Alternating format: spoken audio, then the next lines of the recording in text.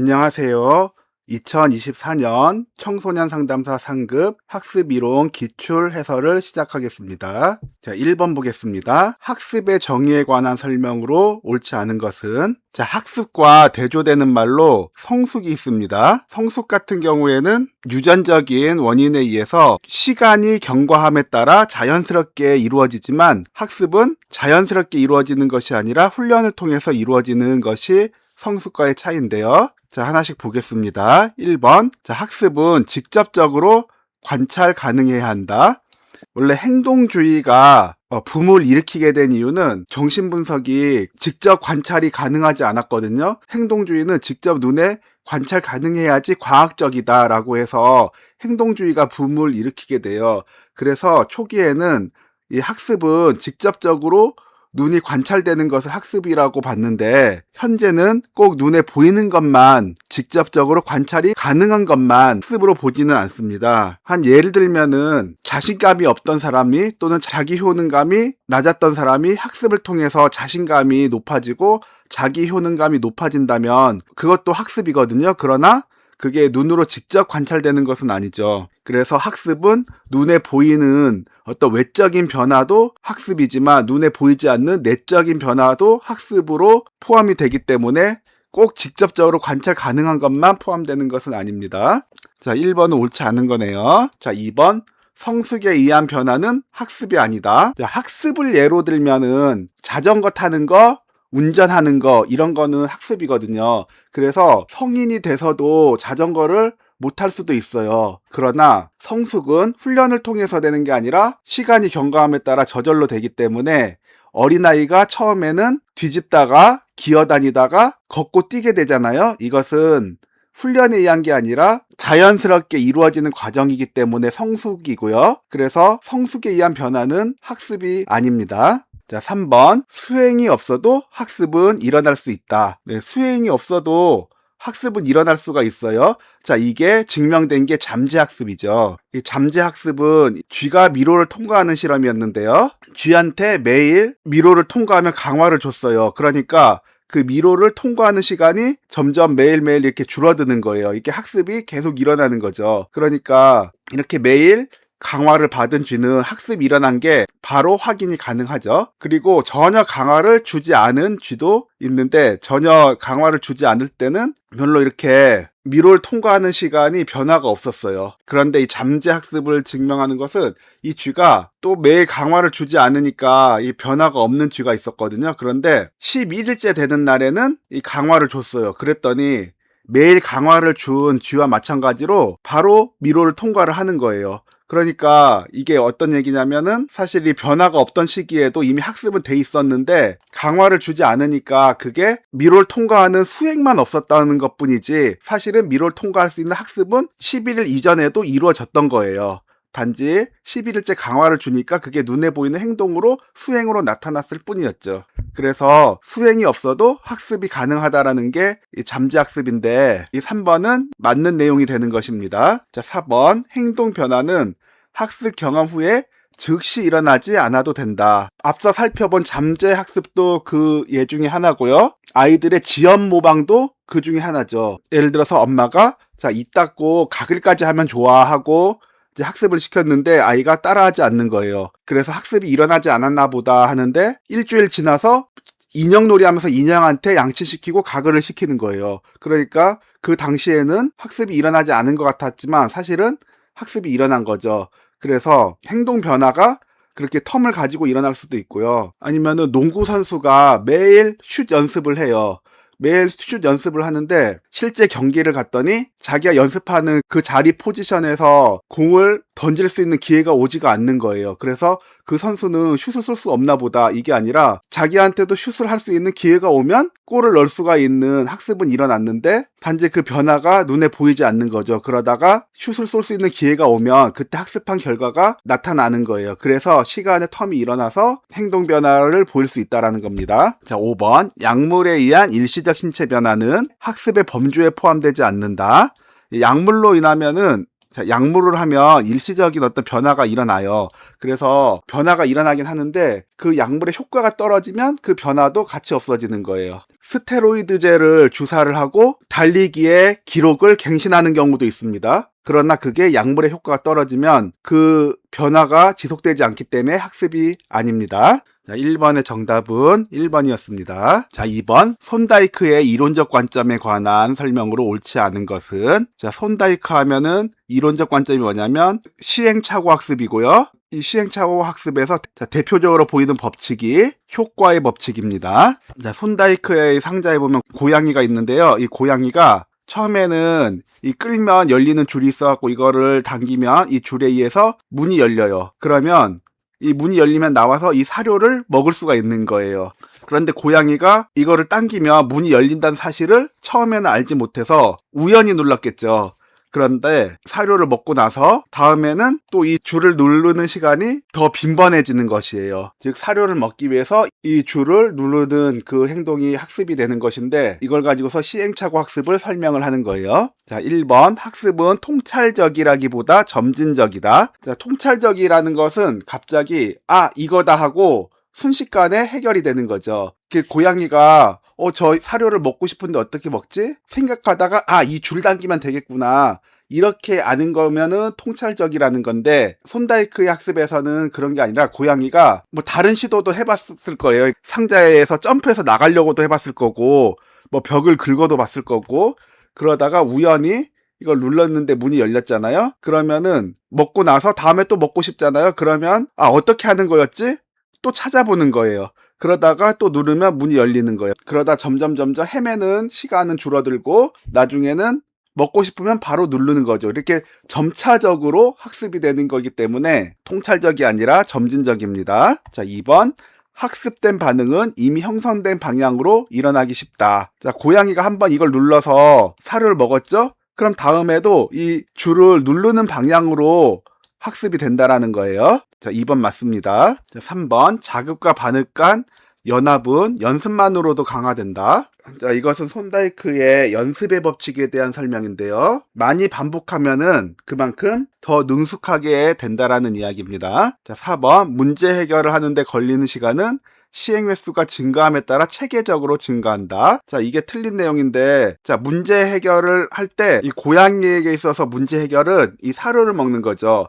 그래서 처음에는 이거를 누르면 문이 열린다라는 걸 알게 되기까지는 시간이 30분 걸렸다면 학습이 되면 점점 줄어들면서 나중에는 그냥 먹고 싶으면 바로 가서 누르는 게 1분이면 되는 거예요.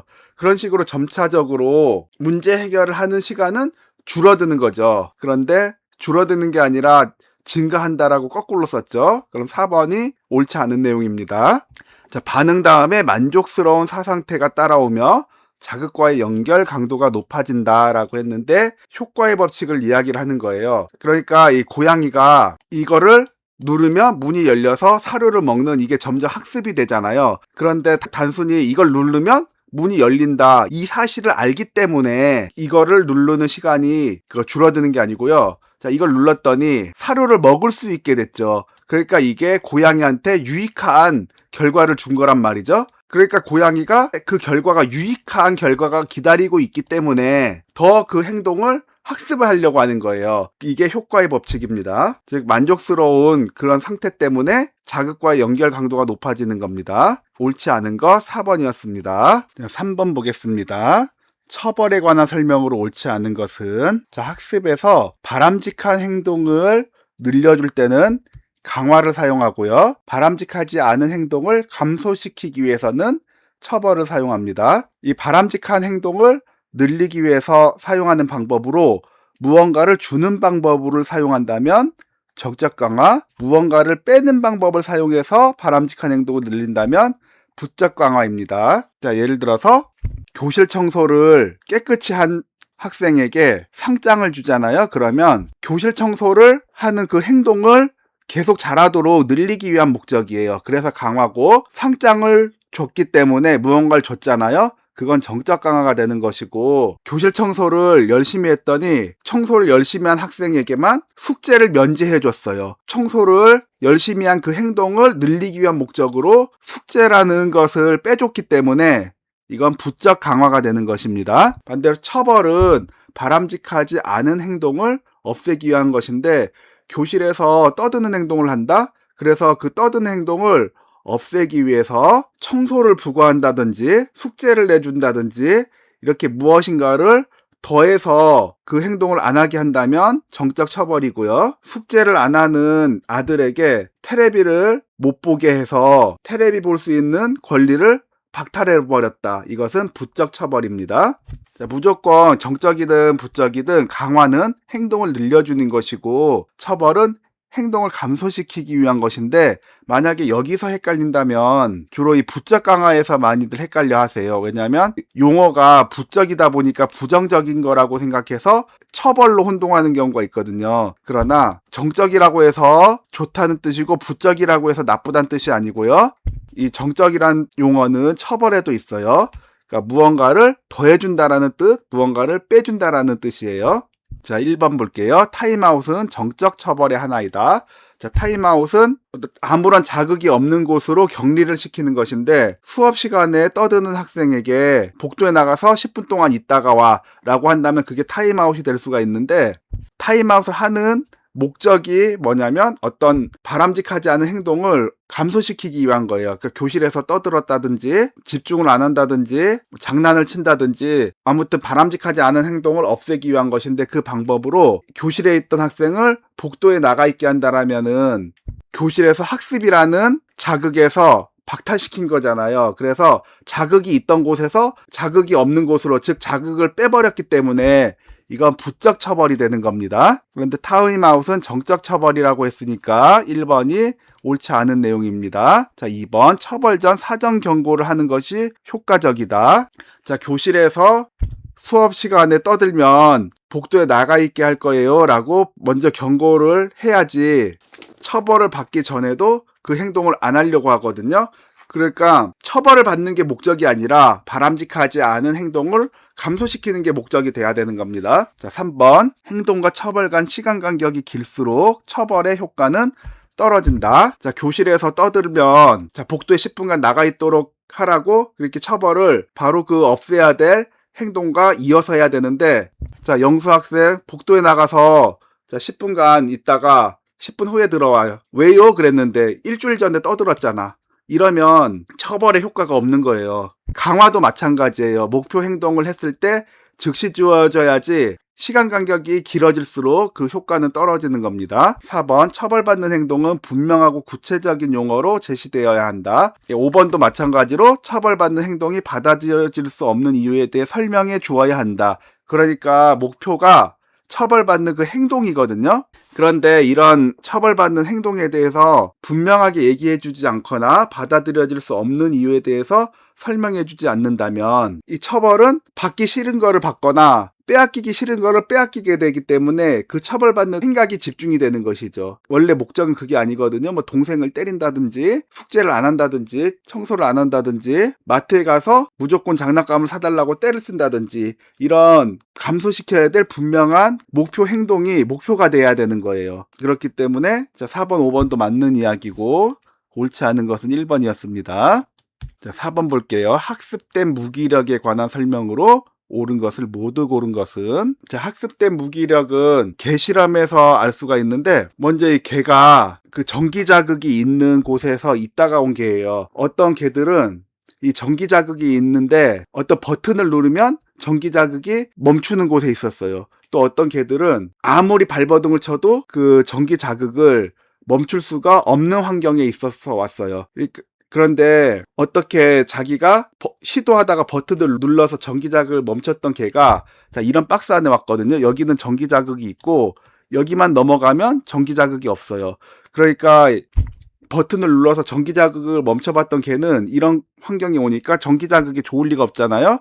그러니까 넘어가서 전기자극을 안 받는 거예요. 그런데 어떻게 하든지 그 전기자극을 피할 수 없는 환경에 있었던 개는 이런 환경에서 넘어만 가면은 전기자극을 안 받을 수가 있는데 어떻게 하든지 전기자극을 받을 수밖에 없다라는 무기력에 빠져서 일로 안 넘어가는 거예요. 자, 이게 학습된 무기력인데 이제 사람도 마찬가지예요. 실패가 반복이 되면 어떻게 하든지 그 실패를 피할 수 없다라는 무기력에 빠져서 계속 실패를 하게 되는 거죠. 자, 기억. 인간을 포함한 많은 종의 동물들에서 발견할 수 있다. 원래 학습된 무기력 자체가 방금 그 개실험에서 증명이 된 거거든요. 그러니까 동물들도 마찬가지로 똑같이 발견할 수 있는 것입니다. 자, 기억 맞고요. 자, 니은. 학습된 무기력이 높은 사람은 실패 원인을 노력 부족으로 생각한다. 이렇게 생각하는 사람이면 내가 노력을 더하면 실패를 안 할 수 있겠구나라고 생각을 할 거잖아요. 학습된 무기력이 높은 사람은 실패 원인을 노력 부족이 아니라 능력 부족이라고 생각을 합니다. 그래서 나는 실패를 안 할 수 있는 능력이 없다라고 무기력에 빠지는 거예요. 자, 니은은 틀린 내용이고요.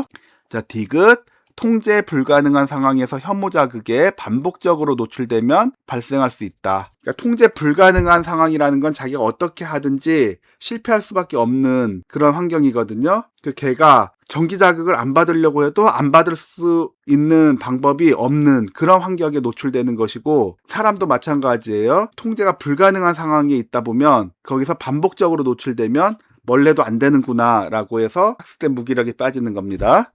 자, 리을. 인간의 경우 삶의 다양한 시도들이 좌절되어 무기력하고 움츠러들며 마지막에는 포기해버리는 특징이 있다. 사람도 자꾸 실패가 반복이 되면 이 학습된 무기력에 빠져가지고 스스로 포기를 하게 돼버리는 거예요. 그래서 이제 성공 경험들이 쌓이면 더 큰 성공에 도전을 하게 되고, 실패가 반복이 되면 나는 원래도 실패할 수밖에 없구나 라고 학습된 무기력에 빠지게 되고, 성공을 할 수 없으니까 포기를 해버리게 되는 거죠. 리을 맞고요. 니은만 틀렸습니다. 기억, 디귿, 리을이 포함된 3번이 정답이었습니다. 자, 5번. 고전적 조건 형성의 적용 사례로 옳지 않은 것은, 고전적 자극은 무조건 자극이 있고 무조건 반응이 있죠. 걔가 음식을 봤어요. 그 음식은 무조건 자극이고, 왜 무조건 자극이냐면 무조건 반응을 일으키기 때문이에요. 그러니까 음식을 보면 침을 흘린다. 이건 무조건 반응이에요. 원래 이게 무조건 자극과 무조건 반응인데, 이 침을 흘리는 것과는 전혀 상관없는 중성 자극이 있어요. 이 종소리가 울려도 침을 흘릴 일은 없는데, 음식을 주기 전에 종소리를 들려주고 음식을 주는 행동을 반복했더니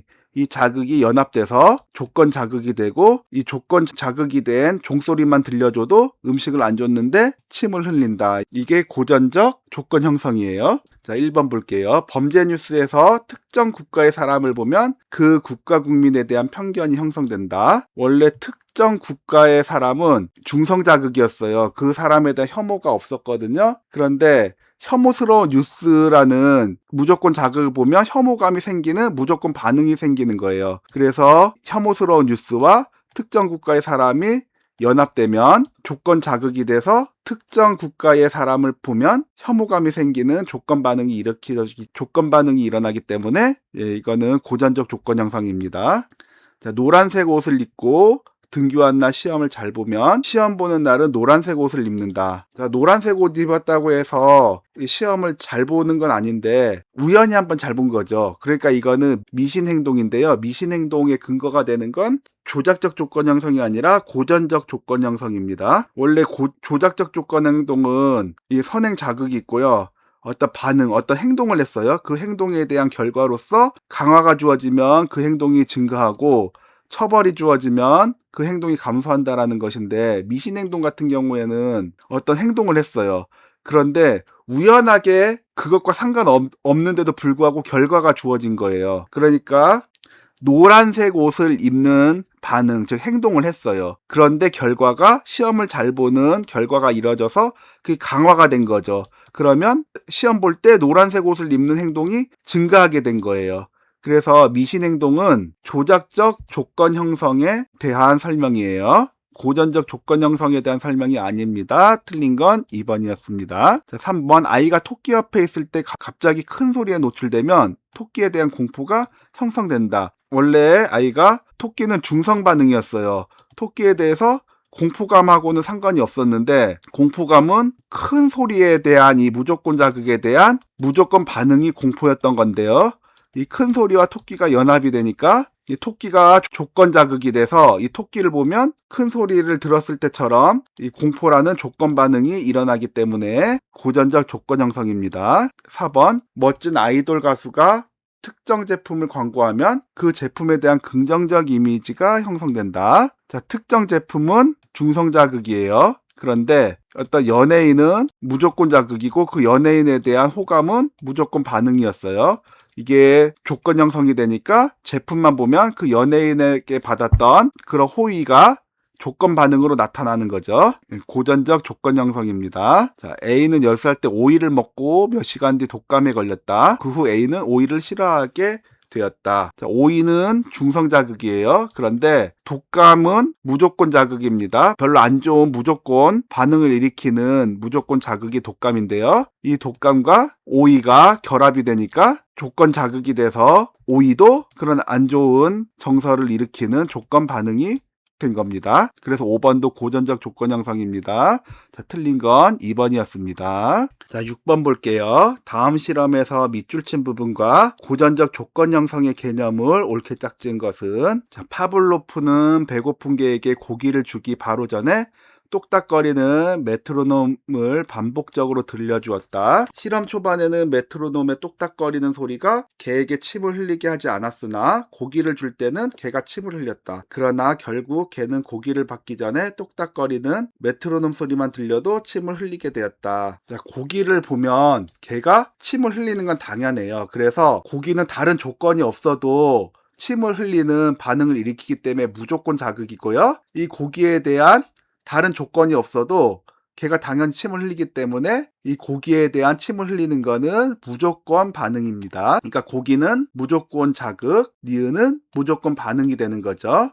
자, 기억은 무조건 자극이었으니까 1번은 무조건 틀렸고요. 자, 니은은 무조건 반응이었죠. 자, 니은은 무조건 반응인데 조건 반응이라고 했으니까 4번도 무조건 틀렸습니다. 일단 2번하고 3번은 맞게 되어 있습니다. 자, 메트로놈 소리는 개한테 침을 흘리게 하는 반응이 아니기 때문에 중성 자극이에요. 그런데 고기를 주기 전에 먼저 메트로놈 소리를 들려주고 그 다음에 고기를 주는 이 자극이 연합이 돼서 조건 자극이 되어 메트로놈 소리만 들려줘도 개가 침을 흘리는 조건 반응을 일으키게 되니까 이때 메트로놈은 조건 자극이고 침을 흘리는 건 조건 반응입니다. 그럼 메트로놈 소리는 조건 자극, 침을 흘리게 된 건 조건 반응이죠. 자, 리을은 조건 반응인데 무조건 반응이라고 했으면 자, 2번 틀렸고요. 자, 5번도 디귿은 조건 자극인데 무조건 자극이라 해서 틀렸죠. 그럼 자, 디귿은 조건 자극. 자, 3번이 둘 다 맞게 됐네요. 3번이 정답이었습니다. 7번 볼게요. 고전적 조건 형성에서 다음 설명에 해당하는 개념은 메트로놈 소리와 고기를 짝짓는다. 고기는 배고픈 개에게 침을 흘리게 할 것이고 메트로놈 소리와 고기가 몇 차례 짝지어지면 메트로놈 소리만 제시하여도 개는 침을 흘린다. 자, 여기까지는 고전적 조건 형성에 대해서 이야기한 겁니다. 이후 새로운 조건 자극인 반짝이는 불빛과 이전의 조건 자극을 짝짓는다. 이 시행을 몇 차례 반복하면 개는 반짝이는 불빛만 제시하여도 침을 흘린다. 그러니까 메트로놈 소리가 중성 자극인데 이게 조건 자극이 됐어요. 원래 메트로놈은 침을 흘리는 반응을 일으키지 않는데 조건 자극이 돼서 침을 흘리는 조건 반응을 일으키는 조건 자극이 된 겁니다. 이게 메트로놈 소리죠. 그런데 여기다가 또 중성 자극인 불빛이 있어요. 그러면 불빛에서는 침을 안 흘리는데 또 불빛과의 조건 자극을 연합시키니까 불빛만 가지고서도 또 침을 흘리게 되는 거예요. 그러니까 연합이 먼저 조건 자극을 만들었는데 다시 또 연합이 돼서 또다시 조건 자극을 만들어내잖아요. 이렇게 이중으로 조건화가 되는 거를 고차적 조건화라고 합니다. 정답은 5번인데 다른 것도 보겠습니다. 자, 변별. 자, 변별은 다른 자극하고는 구별을 하는 거예요. 예를 들어 메트로놈 소리에 침을 흘리는 게 이제 조건화가 된 건데 메트로놈 소리가 아니라 만약에 실로폰 소리를 했어요. 그런데 실로폰 소리를 듣고 나서도 침을 흘린다면 이건 일반화가 된 건데 실로폰 소리에는 침을 흘리지 않아요. 그럼 실로폰 소리는 변별을 하는 거예요. 이렇게 다른 자극에는 조건 자극에서 만들어낸 조건 반응을 하지 않는다면 이게 변별입니다. 자, 2번은 실로폰을 쳤는데 실로폰에는 또 침을 흘려요. 그러면 메트로놈 소리가 실로폰 소리까지도 일반화가 된 거예요. 자, 3번 제지 조건화. 조건화는 원래 중성자극인 게 연합이 돼서 조건 반응을 일으키는 건데 왜 그렇게 되냐면 종소리를 들려줬어요. 그러면 그 다음에 음식을 줬으니까 아, 종소리를 들으면 음식을 주는 거구나. 그렇게 학습이 돼서 침을 흘린단 말이죠. 그런데 이번에는 불빛을 먼저 밝히면 종소리가 일어나도 밥을 안 줘요. 그래서 그냥 종소리만 들으면 아, 밥을 주겠구나. 그래서 침을 흘리는데 먼저 불빛이 밝혀지면 종이 치든지 안 치든지 상관없이 무조건 밥을 안 주니까 아, 불빛이 켜지면 이제 침을 흘리는 행동을 안 하게 되는 거예요. 불빛을 킨 다음에 종소리를 울렸거든요. 근데 침을 안 흘려요. 이런 식으로 기존의 조건 반응을 억제하거나 약화시킬 때 하는 조건 형성이 제지 조건화입니다. 자, 4번 차별적 강화. 자, 이것은 고전적 조건 형성이라기보다는 조작적 조건 형성에 대한 이야기예요.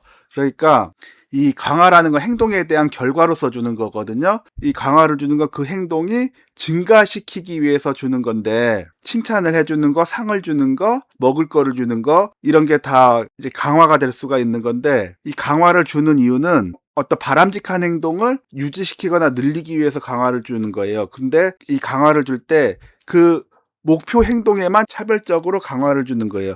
그래서 질서를 잘 안 지키는 학생이 급식실에 가면은 빨리 먹으려고 새치기를 하거나 하여튼 질서를 잘 안 지켜요. 그런데 질서를 지키는 행동을 강화시키기 위해서 줄을 잘 서서 밥을 먹을 때와 새치기해서 밥을 먹을 때 똑같이 밥 먹는 행동은 결국에는 같아지거든요. 근데 목표 행동은 뭐냐면 밥을 먹는 게 아니라 줄을 잘 서는 거거든요. 그러니까 줄을 잘 서서 밥을 먹을 날은 강화물을 주고 새치기해서 먹은 날은 강화를 주지 않는 거예요. 그래서 목표 행동을 한 그 행동에 대해서만 강화를 주는 게 차별적 강화입니다. 7번의 정답은 메트로놈 소리가 조건 자극된 거를 다시 불빛과 또다시 연합시킨 이 고차적 조건화 5번이 정답이었습니다. 8번 문제 보겠습니다. 다음 과정에 관한 이 요인 이론의 설명으로 옳지 않은 것은 A방에 개가 있다. 그 방에 불빛이 꺼지고 잠시 후 개는 전기 충격을 받는다. 곧 개는 장벽을 뛰어넘어 전기 충격이 없는 B방으로 갔다. 이 과정을 도식화하면 다음과 같다. 불빛이 꺼지는 신호가 있었고 그 다음에 이어지는 건 전기 자극입니다. 그러면 고통을 느끼게 되고요. 이 고통으로부터 도피하는 것이 강화가 됩니다. 이 요인이라는 것은 우리 학습의 대표적인 게 고전적 조건 형성이 있고 조작적 조건 형성이 있잖아요. 이 두 가지가 둘 다 결합된 형태가 이 요인 이론이에요. 먼저 고전적 조건 형성과 조작적 조건 형성을 따로 떼놓고 분석을 해보면 이 전기 충격은 고통을 일으키는 무조건 자극과 무조건 반응의 관계예요. 그러니까 전기 충격이 있으면 고통을 느끼는 건 다른 조건이 필요 없이 무조건적으로 나오는 반응인 거죠. 그러나 이 불빛이 꺼지는 것과 고통을 받는 것은 이 관련 자극과 반응이 아니기 때문에 중성 자극이에요. 그런데 불이 꺼지고 나면 전기 충격을 바로 줬기 때문에 이 두 가지가 연합이 돼서 불빛이 꺼지는 게 조건 자극이 되고 불빛이 꺼지면 전기 충격이 다가오는 것처럼 공포 반응을 보이는 게 불빛 꺼짐에 대한 조건 반응이 되는 것이죠. 그래서 원래 불빛을 끄면은 공포를 느끼지 않았던 개가 전기 충격과 연합이 되면 불빛을 끄면 공포 반응을 일으키게 됐다라는 게 여기까지가 고전적 조건 형성에 대한 내용입니다. 자, 그런데 학습이라는 거는 고전적 조건 형성으로만 설명되는 게 아니고 조작적 조건 형성도 가능하죠. 자, 그래서 이 조건 자극이 된 게 불빛이 꺼지는 이 중성 자극에서 전기 충격이 연합이 되면 불빛만 꺼져도 공포 반응을 일으키게 되는 것이죠. 그런데 불빛이 꺼졌어요. 그러니까 전기 충격이 다가올 것처럼 생각을 해서 무섭잖아요. 그러니까 이 전기 충격이 안 나올 것 같은 다른 장벽으로 뛰어넘었어요. 그랬더니 불빛이 꺼졌음에도 불구하고 전기 충격이 오지 않으니까 이 전기 충격은 받기 싫어하는 자극인데 이 받기 싫어하는 자극이 빠졌기 때문에 그 다음에는 불빛이 꺼졌을 때 장벽을 뛰어넘는 그 행동이 증가를 하는 것이에요.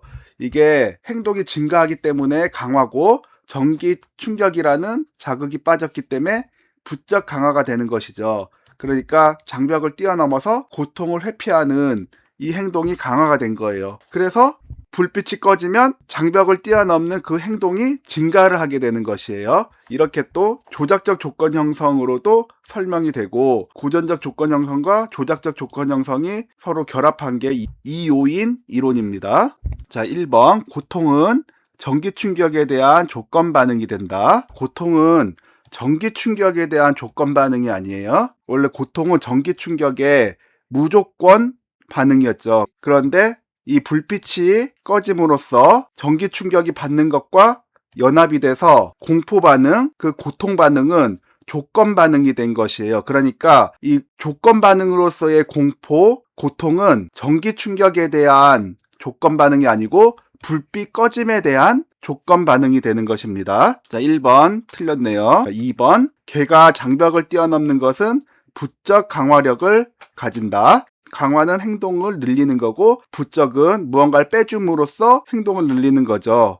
그러니까 개가 장벽을 뛰어넘으면 이 공포, 고통이라는 자극을 뺨으로써 장벽을 뛰어넘는 행동이 강화가 되는 것이기 때문에요. 그런 장벽을 뛰어넘는 행동이 증가하게 됩니다. 2번 맞고요. 3번 불빛이 꺼지는 것은 고통에 대한 조건 자극이 된다. 불빛이 꺼지면 원래는 고통 반응이 없었는데 조건 자극이 됐죠. 그러니까 불빛이 꺼져서 고통, 공포 반응을 느끼는 건 조건 반응이 되는 거죠. 그래서 불빛 꺼짐은 조건 자극이 되는 게 맞습니다. 4번 고전적 조건화와 조작적 조건화라는 두 종류의 학습 경험이 관여한다. 고전적 조건 형성과 조작적 조건, 이 두 가지가 함께 관여하는 것이에요. 5번 개가 장벽을 뛰어넘는 것은 공포를 종결시키는 학습을 학습한 것으로 해결 학습에 해당한다. 개가 장벽을 뛰어넘어서 결국에는 그 전기 자극이 공포로부터 벗어나는 해결을 했죠. 그래서 이 해결 학습에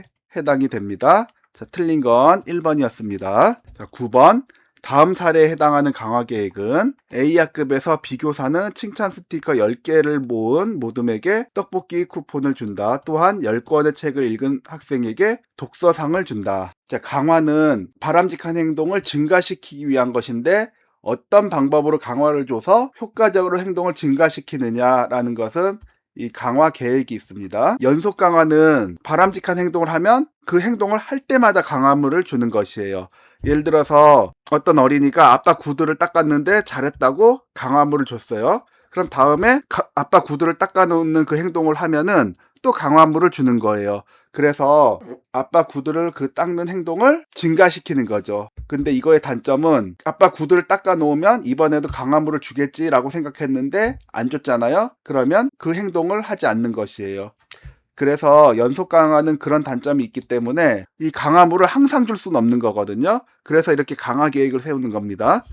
크게는 간격 강화가 있고 비율 강화가 있어요. 그 간격도 고정 간격과 변동 간격이 있는데요. 고정 간격은 항상 강화물을 주는 것이 아니라 고정된 어떤 간격에 이르면은 강화물을 주는 것이에요. 대표적인 게 월급입니다. 월급은 그 일한 대가로서 더 열심히 일을 하도록 주는 강화물에 해당하는데요. 직장인들의 월급이 일을 할 때마다 주는 1급의 형태도 있고 주급의 형태도 있지만 일반적으로는 월급을 받잖아요. 그러니까 일을 할 때마다 강화물에 해당하는 돈을 주는 게 아니라 정해진 그 기간이 도달하면 강화물을 한 번 주는 걸로 끝내는 거예요. 이것이 연속 강화보다는 편할지 몰라도 또 단점이 있다면, 월급을 매달 20일에 준다 그러면은 강화물을 받는 직장인들도 이번 달 월급이 언젠지 대충 알잖아요. 그러니까 한 18일, 19일이 되면 내일이나 내일 모레 월급을 받겠구나 라고 해서 기분이 좋아요. 그런데 월급을 받고 그 다음에 21일, 22일이 됐어요. 이때 이미 카드값이랑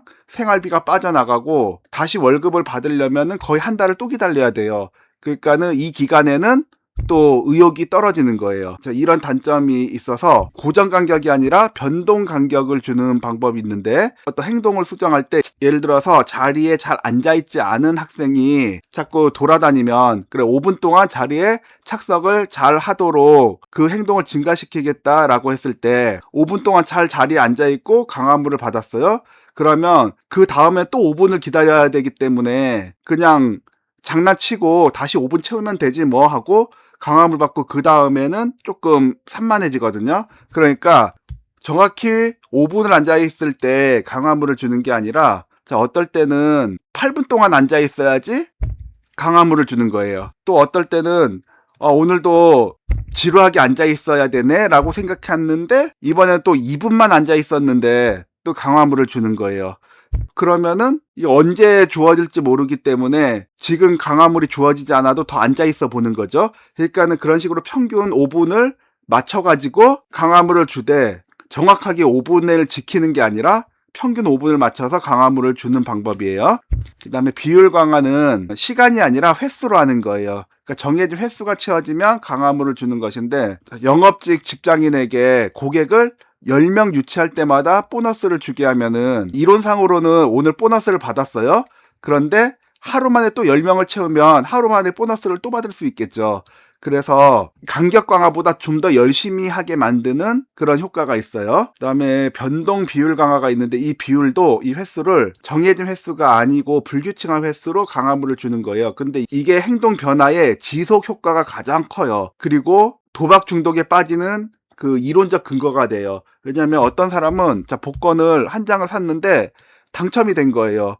그러면 그거를 보고 다른 사람들도 복권을 샀는데 1000장을 샀는데도 한 번도 당첨이 안 나온 거예요. 그러면 어떤 생각을 하게 되냐면, 그래도 확률적으로 이제 1000장이나 샀기 때문에 한 장 사서 당첨되는 사람도 있는데 그 다음에 또 한 장을 또 사면 그 다음엔 당첨 기회가 올 때가 됐네 라고 생각해서 1000장이나 샀는데 안 된 애가 아니라 이번에 차례가 됐겠다라고 생각해서 또 사게 되는 거예요. 근데 그게 꼭 그렇진 않거든요. 그러니까 언제 그 보상이 될지 모르기 때문에 그 행동을 그만두지 못하게 만드는 거예요.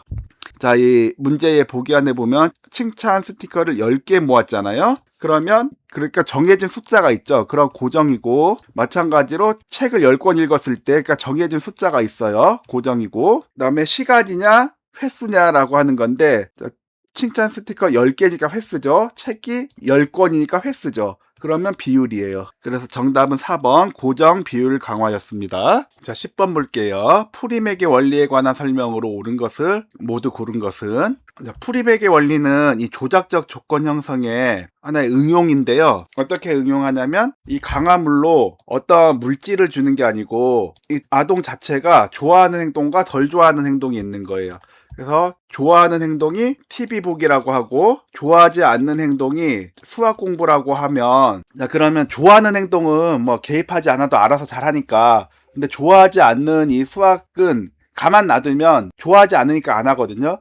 이 수학 공부를 하는 그 시간을 늘려주기 위해서 강화를 하는데요. 그러면 이 수학이라는 공부를 했을 때 뭔가 강화물을 주잖아요. 근데 얘는 어차피 TV 보는 걸 좋아하기 때문에 언제든지 TV는 봐요. 그러니까 이 TV 보기를 강화물로 하는 거예요. 그러면 이 행동으로 수학을 공부를 했어요. 그리고 너 수학 공부를 다 했으니까 이제 TV 봐도 돼. 그러면 이 TV 보기가 강화물이 되는 거예요. 그래서 이 TV 보기가 강화물이 돼서 결론적으로 수학 공부하는 그 행동을 증가시키는 거죠. 그래서 프리맥의 원리의 키워드는 좋아하는 행동과 덜 좋아하는 행동, 그리고 덜 좋아하는 행동이 강화물이 된다 이겁니다. 자, 기어. 높은 빈도로 나타나는 행동이 낮은 빈도로 나타나는 행동을 강화할 수 있다. 네, 아까 설명드렸죠. 높은 빈도로 나타나는 행동, TV 보기. 낮은 빈도로 나타나는 행동, 수학 공부. 그래서 이 높은 빈도로 나타나는 행동, TV 보기가 강화물이 돼서 수학 행동을 늘릴 수 있는 거예요. 자, 기억은 맞습니다. 니은 1차 강화물과 2차 강화물로 구분한다. 이거는 프리맥의 원리와는 관련이 없는 이야기고요. 1차 강화물이라는 거는 이 강화물이 직접적으로 욕구를 충족시켜주는 강화물인데, 그냥 단순하게 생각하면은 먹는 거예요. 그러니까 잘하는 행동을 했을 때 뭐 초콜릿 준다, 뭐 치킨을 사준다, 이런 게 1차 강화물인데요. 2차 강화물은 원래는 이런 욕구를 충족시켜 줄 수 있는 강화물이 아니에요. 대표적으로 뭐냐면 돈이거든요. 이 돈이라는 거는, 동전은 그냥 쇠로 돼 있고 지폐는 종이로 돼 있잖아요. 그거 먹을 수 없어요. 그 돈을 먹을 수 없는데, 근데 왜 돈이 강화물이 되냐면 이 돈을 가지고서 초콜릿도 살 수 있고 치킨도 살 수 있고 돈을 통해서 1차 강화물로 바꿀 수가 있잖아요. 그러니까 이 돈이 원래는 먹을 수도 없는 건데 먹을 수 있는 음식을 살 수 있는 강화물로서 2차 강화물이 되는 거예요. 이건 프리맥의 원리가 아니고 그냥 그런 내용입니다. 자, 디귿. 행동의 강화물 속성을 결정하는 것은 상대적 가치이다.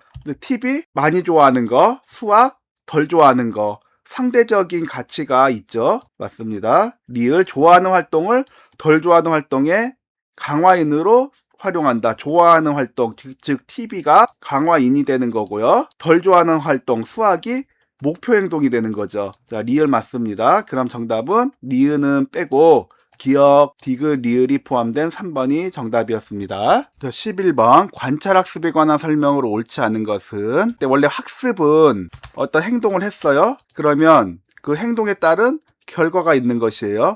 그 결과가 좋은 게 강화로서 주어지면 이 행동은 증가하는 것이고, 안 좋은 결과로서 처벌이 주어지면 그 행동은 줄어드는 거다. 이게 학습이잖아요. 그런데 이 관찰학습은 직접 겪지 않고 다른 사람이 이 과정을 겪었는데 이거를 지켜본 사람도 학습이 되는 것이에요. 예를 들어서 자기는 청소를 안 했어요. 그런데 친구가 교실 청소를 깨끗하게 했더니 그 친구가 상 받는 거를 본 거예요. 그러면 청소를 열심히 한 친구는 상을 받았기 때문에 청소하는 행동이 강화되고 행동 증가가 되는 것인데, 청소를 하지 않은 학생도 이걸 보면서 그럼 나도 청소를 하면 나도 상을 받을 수 있겠네? 그러면서 그 지켜본 학생도 청소하는 행동이 증가하게 되면 그게 관찰학습이 되는 것이에요. 1번. 모델의 행동을 관찰함으로써 학습하는 것이다. 그러니까 모델의 행동이라는 거는 행동을 해서 강화를 받고 행동이 증가되는 이 과정을 겪은 사람을 관찰했다라는 것이에요. 자, 1번 맞습니다. 자, 2번. 인간 외의 동물들도 관찰을 통해 학습할 수 있다. 관찰학습은 사람만 하는 게 아니고요. 그 동물의 종류에 따라 약간의 차이는 있지만 원숭이도 하고 개나 고양이나 새도 이런 관찰학습을 가능합니다. 자, 2번 맞고요. 3번. 인간은 모델이 매력적이고 유명한 사람일 때 더 잘 배우는 경향이 있다. 결국에는 이게 관찰학습을 누굴 따라하게 되는 거잖아요. 그런데 자기가 더 좋아하는 사람을 더 잘 따라하는 것이에요. 그러니까 예를 들어서 축구 경기가 열렸는데 그 우리나라 대표팀하고 또 상대편하고 축구 경기가 열렸어요. 우리나라 축구 선수들을 응원을 하게 되는데 다 우리나라 사람들을 대표를 하는 거고 우리나라 사람들을 위해서 싸우고 다 열심히 했죠. 그런데 그 중에서 유독 주목받는 선수가 있어요. 어떤 선수냐면은 골을 많이 넣는 그런 유명한 그런 선수인데, 그런데 이런 사람이 관찰하는 사람을 따라하게 만들고 싶거든요. 다 우리나라 축구 선수긴 한데 다른 메이커의 옷과 신발을 입고 있었다면 그 골을 많이 넣고 주목받은 그 인기가 있는 선수가 입었던 메이커와 신발을 따라서 하게 되는 것이죠. 자기가 좋아하는 연예인 따라하는 것도 같은 맥락입니다. 맞고요.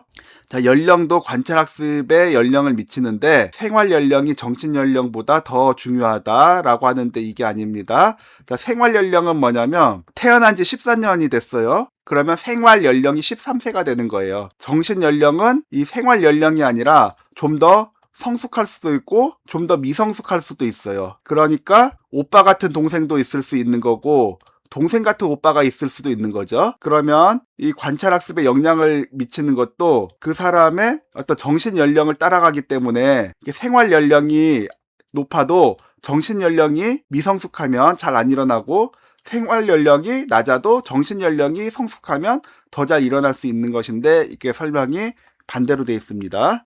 자, 5번. 비숙련 모델은 관찰자에게 모델의 성공뿐만 아니라 실패로부터도 배우게 한다라고 했는데, 자, 비숙련 모델은 뭔가 서투른 사람이잖아요. 이것도 관찰학습이 된다라는 것이에요. 왜냐하면 저거 따라하지 말아야겠다라고 하는 이 학습의 원리에서 처벌에 해당하는 거예요. 그러니까 처벌은 뭐냐면 어떤 행동을 낮추는 데 사용하는 거잖아요. 이게 관찰학습이 되는 건데 대표적으로 운전 연습을 제대로 하지 않은 사람이 그냥 자동차를 몰고 갔다 운전 미숙으로 큰 사고가 나는 거를 영상으로 보여줬어요. 그러면 그거를 본 사람들이 나는 아직 자동차 운전이 미숙하기 때문에 나도 그냥 운전하다 보면 큰 사고를 당할 수 있겠구나라고 생각을 해서 운전이 능숙해지기 전까지 막 함부로 운전을 안 하게 되는 행동을 배우게 되는 거죠. 자, 그러니까 5번도 맞습니다. 자, 틀린 건 4번이었습니다.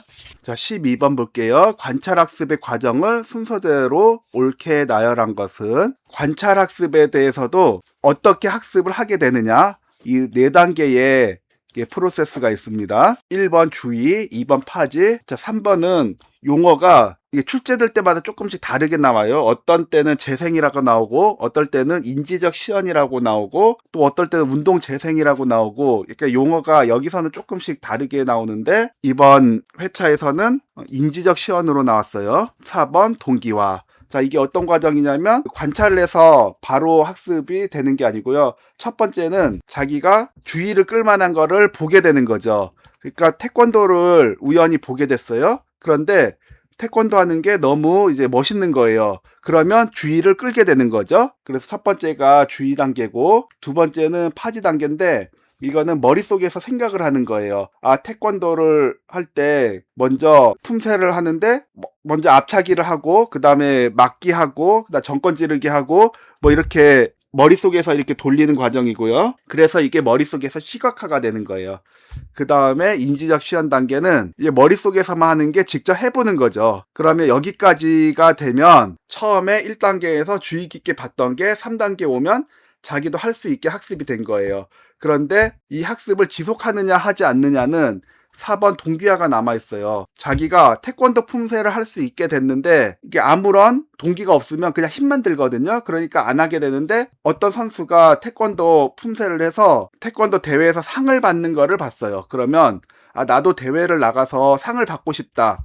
이 생각을 가지고 동기를 갖게 되면 계속 태권도 품새를 연습하고 하게 되는 거죠. 자, 그러면 이거는 순서가 첫 번째가 뭐냐면 태권도 품새가 와 멋있다 하고 보는 과정이 있죠. 그게 주의 단계 1번이고요. 그 다음 머릿속에서 생각하면서 이 머릿속에 심상으로 담아두는 게 파지 단계, 그리고 실제로 태권도 품새를 해보는 게 인지적 시연 단계, 마지막으로 다른 사람이 태권도 대회 나가서 상 받는 거 보면서 나도 상 받고 싶다. 더 열심히 해야지 하는 게 4번 단계예요. 그럼 니은, 리을, 기역, 디귿.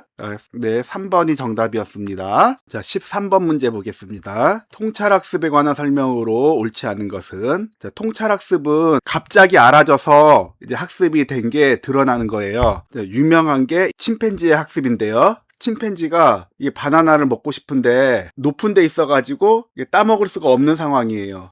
그러니까 이 침팬지가 어떻게 했냐면 여러 가지 시도를 하다가 우연히 발견한 게 아니고요. 침팬지가 이 바나나를 따먹으려고 시도하는 행동을 그만둔 것처럼 보였거든요. 근데 그러다가 일정한 시간이 흐르고 난 후에 알았다는 듯이 여기 주위에 있는 이 박스들을 이렇게 옮겨가지고 박스 위에 올라가서 바나나를 따먹는 행동을 했어요. 이 과정을 관찰을 해보면은 바나나를 따먹기 위한 그 침팬지 학습이 갑자기 깨달아진 것처럼 보이는 것이죠. 1번 문제 해결에서 정신적 숙고의 과정을 거친다라고 했는데요. 자, 침팬지가 이 바나나를 따먹지 못하니까 바나나를 따먹는 행동을 시도를 하지 않는 것처럼 보였거든요. 그리고 알았다는 듯이 이 박스를 옮기기 시작하는 그 사이에는 아무런 학습이 일어나지 않는 것처럼 보였지만 이 정신적으로는 계속 숙고 단계를 거치면서 해결 방법을 찾고 있었던 것이죠. 그러니까 통찰학습은 이 문제 해결을 위해서 정신적 숙고의 과정을 거치는 것입니다. 자, 2번 미해결에서 해결로의 전환은 서서히 단계적으로 나타난다. 자, 침팬지가 이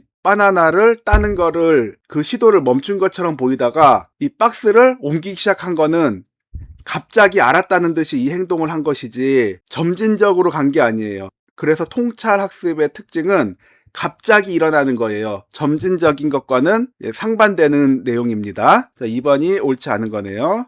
3번 통찰로 얻은 원리는 구조적으로 유사한 문제에 쉽게 적용할 수 있다. 이 침팬지가 바나나를 너무 높이 있어서 따먹지를 못했죠. 자, 그런데 통찰이 일어나고 난 후에는 이렇게 하면 되겠다. 박스를 옮겨놓고 이 박스 위에 올라가서 바나나를 따먹었거든요.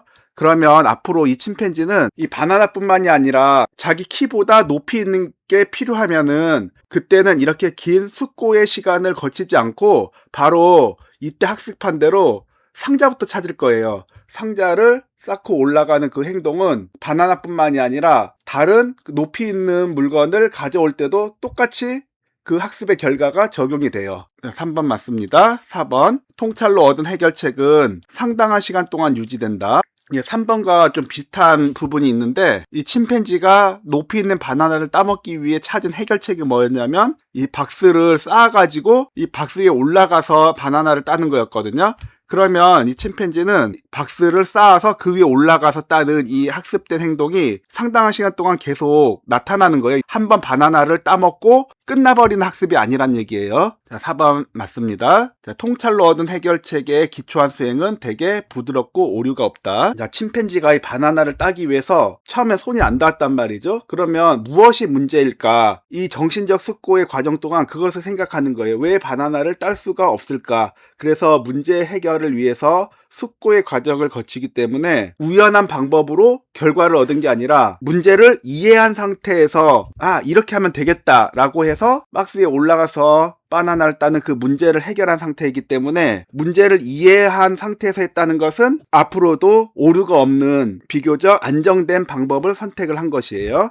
자, 5번 맞습니다. 그러면 옳지 않은 것은 2번이었습니다. 자, 14번 볼게요. 학습과 인지구조에 관한 비고츠키의 주장으로 옳지 않은 것은, 자, 인지 발달에 관련된 학자는 대표적으로 2명 있습니다. 한 명은 피아제고요. 그리고 다른 한 명은 비고츠키예요. 자, 피아제는 인지 발달을 함에 있어서 감각운동기, 전조작기, 구체적 조작기, 형식적 조작기의 그 단계를 이야기를 했다면 비고츠키는 인지 발달에 있어서 비계 설정, 즉 근접 발달 영역이 키워드예요. 자, 아이들이 실제로 발달을 하는 수준이 있거든요. 그런데 이 성인이 이끌어주면은 또 발달을 할 수 있는 수준이 있어요. 이게 잠재적 발달 수준인데 이 부분이 근접 발달 영역이거든요. 그러니까 성인이 이끌어주지 않으면 실제적으로 발달할 수 있는 수준이 여기까지라면 성인이 도와주면 이 근접 발달 영역에 해당하는 이만큼 더 발달을 할 수가 있다라는 내용이에요. 자, 이게 학습의 근거가 되는 것이죠. 자, 예를 들어서 아이들이 종이접기를 시도를 할 때 자기 스스로 하면 세모 접고 네모 접고 가위로 동그라미 잘라보지만 이 성인이 종이를 가지고 개구리 접는 것도 가르쳐주고 종이 비행기 접는 것도 가르쳐주고 그러면 더 빨리 종이접기를 학습을 할 수가 있겠죠. 그래서 이 부분은 이제 성인이 도와주는 부분인데 이 도와줌이 있으면 이 아동은 근접 발달 영역만큼 더 인지 발달을 할 수가 있는 것이에요. 그리고 이 수준에 도달하게 되면 그때는 성인의 도움 없이 할 수 있기 때문에 이걸 비계 설정이라고 이야기를 합니다. 그 비계가 뭐냐면 이 건물을 쌓을 때 공사를 하면은 보조 영역이 있거든요. 그리고 다 지으면 이 부분은 치우는 거예요. 그래서 건물을 쌓을 때 도움이 되지만 이제 완성이 되면 치우는 부분이 비계인데 인지 발달에도 이런 성인이 도와주는 부분을 비계 설정이라고도 이야기를 합니다. 자, 1번 언어나 상징과 같은 문화적 도구의 중요성을 강조한다. 언어라든지 상징이라든지 또는 숫자도 포함해서요. 이런 부분들이 지적 발달을 이루어가는 문화적 도구이기 때문에 이 중요성을 강조합니다. 자, 2번 근접 발달 영역에서 학습이 이루어진다. 자, 실제적 발달 수준에서는 학습을 시키지 않아도 아이가 발달할 수 있는 부분이에요. 그런데 이 근접 발달 영역에서는 이 성인이 학습을 시키지 않으면 발달을 하지가 않고 성인이 학습을 시키면 이만큼은 더 발달할 수 있는 영역이기 때문에 즉 학습을 한다는 건 이 근접 발달 영역에서 학습을 하는 거거든요. 그러니까 근접 발달 영역에서 학습이 이루어지는 게 맞습니다. 자, 3번 지식은 혼자 발견하기보다 타인과의 상호작용을 통해 전수된다. 이 근접 발달 영역에서 혼자 발달하는 게 아니라 성인의 도움이 있는 거죠. 즉 학습을 시켜주는 사람의 도움이 있는 부분이기 때문에 이것이 타인과의 상호작용이라고 이야기를 할 수도 있겠습니다. 3번 맞고요. 4번 사회와 문화적 맥락에서의 학습에 초점을 둔다. 학습은 아동이 속한 사회나 문화의 그 역사적 산물이라고 할 수가 있고 이 학습은 학습을 시켜주는 도와주는 성인과의 상호작용을 통해서 그게 내면화되면서 형성되는 것이기 때문에요. 사회와 문화적 맥락에 학습에 초점을 둡니다. 자, 5번 동화와 조절을 통해 인지구조의 성장이 일어난다. 설령 1, 2, 3, 4번에서 이해를 못하고 지나간 부분이 있다 하더라도요. 이거는 정답이 보이는 문제예요. 왜냐하면 이 동화와 조절이 피아제 인지 발달의 아주 핵심 키워드이기 때문이에요. 자, 동화와 조절에 대해서 한 번 더 짚고 넘어가면 아이들이 처음에 인지도식이 이게 개가 있는데 그 아이가 가진 인지도식 안에 개는 집에서 키우는 작고 귀여운 강아지예요. 그걸 개라고 하는데 어느 날 사람만큼 큰 개를 봤어요.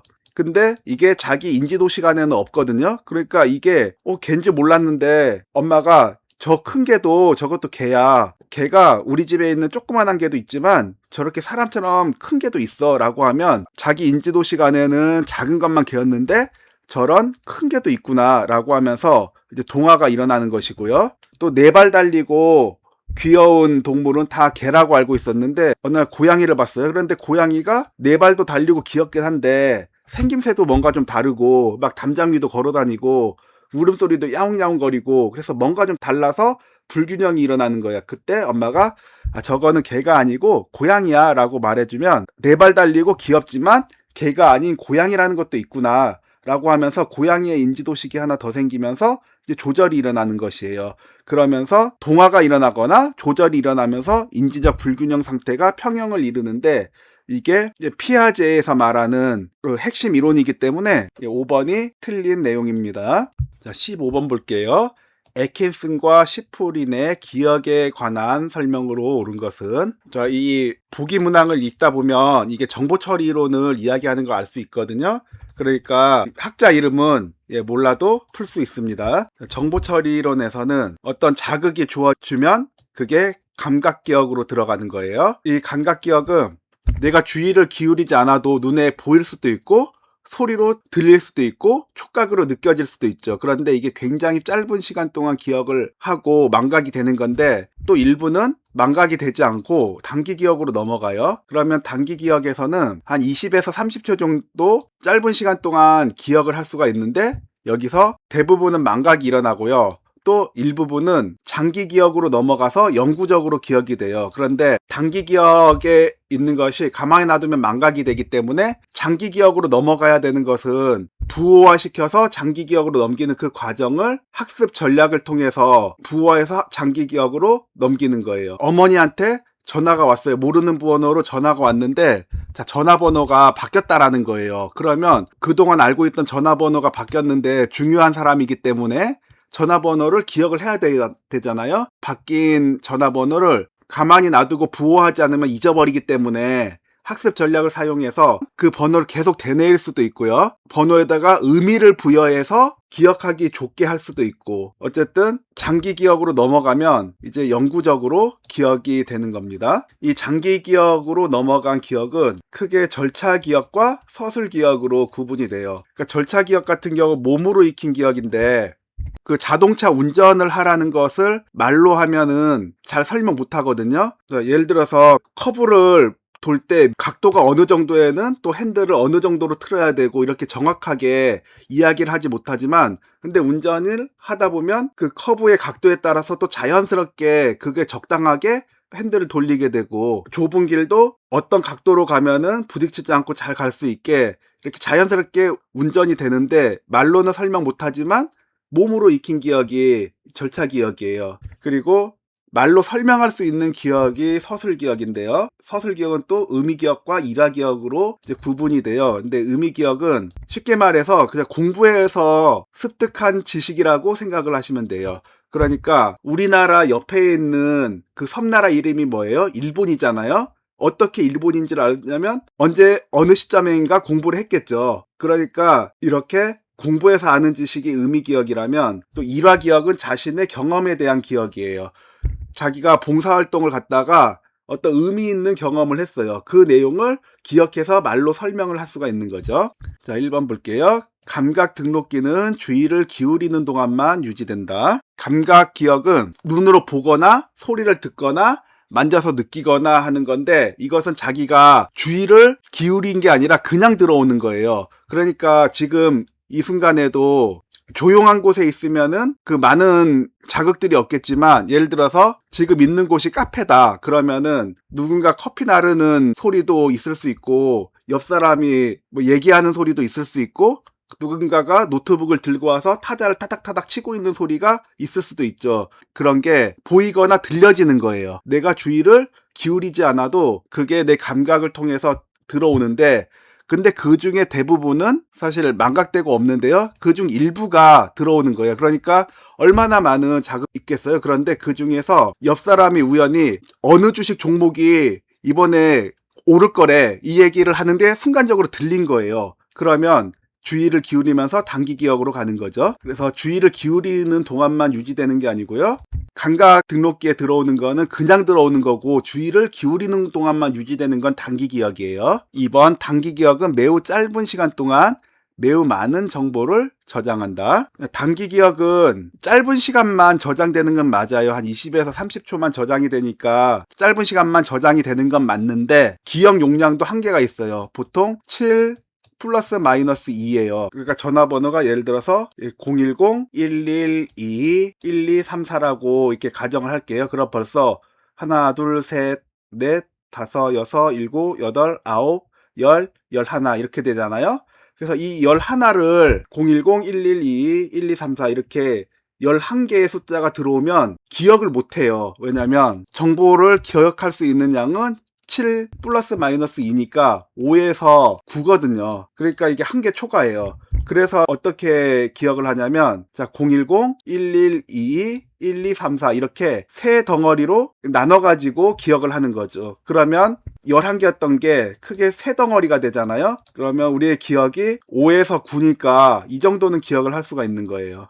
매우 많은 정보는 저장을 못하고 최대 한계가 이제 9라고 보면 됩니다. 자 3번 일화 기억은 개인적 경험을 담은 단기 기억이다. 자, 일화 기억은 개인적 경험을 기억하는 건 맞아요. 그런데 절차 기억과 서술 기억은 장기 기억입니다. 단기 기억이 아니에요. 그러니까 예를 들어서 강렬한 기억들, 남자들은 뭐 군대 갔다 온 얘기, 이런 얘기를 할아버지 돼서까지 얘기를 하잖아요. 왜냐하면 장기 기억에 있기 때문에 나이가 들어서까지 기억을 할 수가 있기 때문에 그런 거예요. 4번 장기 기억의 저장 용량은 기존에 저장된 정보가 많을수록 줄어든다 라고 했는데 아닙니다. 장기 기억은 영구적일 뿐만이 아니라 기억 용량도 무한대예요. 이게 단기 기억에서 장기 기억으로 넘어오지 못하는 게 많아서 그런데 단기 기억에서 망각되지 않고 일단 장기 기억으로 넘어오잖아요. 그러면 그 용량은 무한대입니다. 새로운 정보가 들어왔다고 해서 기존에 어떤 정보가 없어져야 되는 거 아니에요.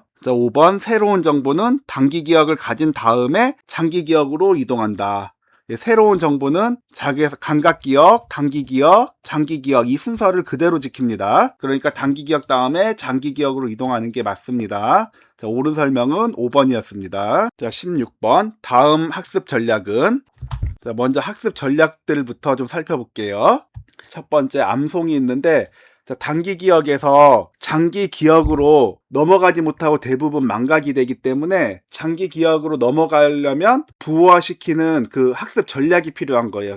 그 전략 중에서 여러 가지가 있는데 암송은 장기 기억으로 넘어갈 때까지 되뇌이는 방법이에요. 자, 예를 들어서 중요한 곳에 비밀번호를 설정했어요.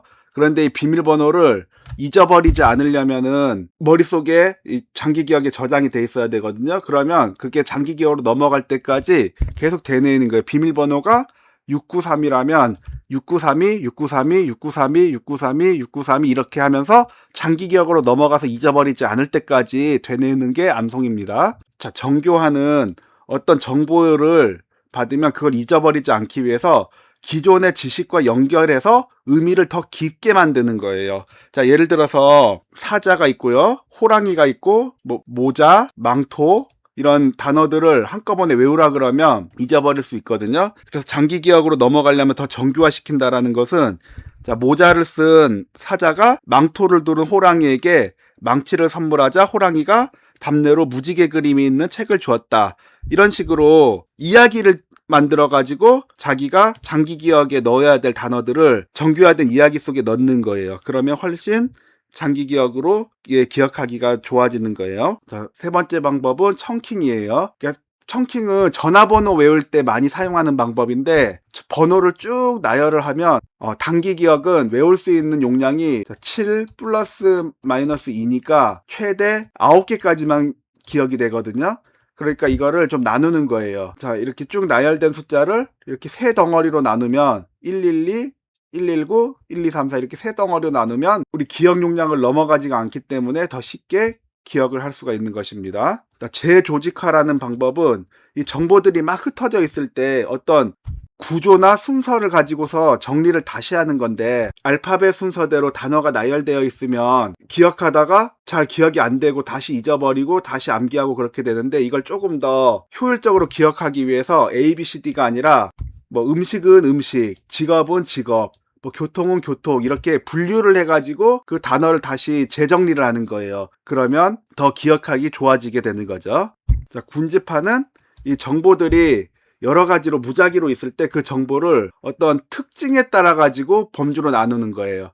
예를 들어서 사과, 양파, 우유, 당근, 치즈, 빵, 이런 식으로 정보가 나열돼 있다라면은 양파, 당근은 채소, 우유, 치즈는 유제품, 빵은 곡물, 이런 식으로 어떤 공통된 특징에 따라 가지고 이제 묶는 게 군집합니다. 자, 그럼 보기가 어떤 건지 볼게요. 정보를 단기 기억에서 장기 기억으로 저장하는 방법, 이거는 어떤 거나 다 마찬가지니까 답을 찾는데 뭐 뻔한 얘기고요. 어떤 정보를 반복적으로 되새기는 과정, 그러니까 6932, 6932, 6932, 6932, 6932 이렇게 장기 기억으로 넘어갈 때까지 되뇌이는 것은 1번 암송이었습니다. 16번의 정답 1번입니다. 자, 17번 볼게요. 기억의 역행 간섭에 해당하는 사례는, 자, 여러 가지를 기억하다 보면은 서로 간섭이 일어나가지고 기억에 혼동이 오는 건데요. 이 간섭에는 역행 간섭이 있고 순행 간섭이 있어요.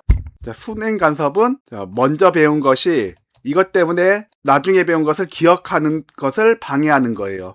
역행 간섭은 나중에 배운 게 먼저 배운 거를 방해를 하는 거예요. 자, 어떤 얘기냐면, 자, 이 한자가 뭐냐면 신문이거든요. 그럼 신문의 뜻이 뭐예요?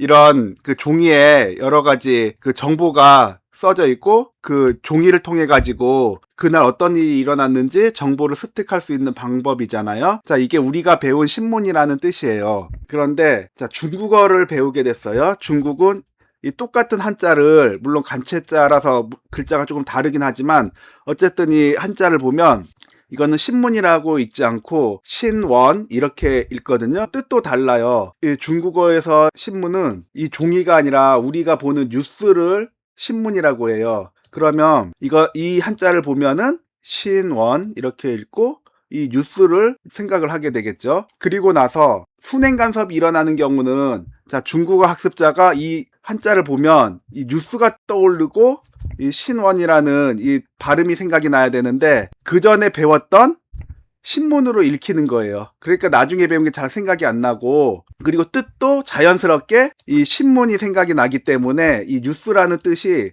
잘 기억이 안 되는 거예요. 이게 순행 간섭이고, 역행 간섭은 그 반대로 중국어를 배우다 보니까 이 한자를 보면 자연스럽게 중국어 발음으로 읽잖아요. 그런데 우리나라에서 뭐라고 읽었는지 기억이 안 나는 거예요. 그리고 뜻도 이 신문이라는 한자를 보는 순간 이런 종이에 있는 이 소식지가 아니라 뉴스를 생각하느라 이 종이 신문이 생각이 안 나요. 이런 경우가 이제 역행 간섭입니다.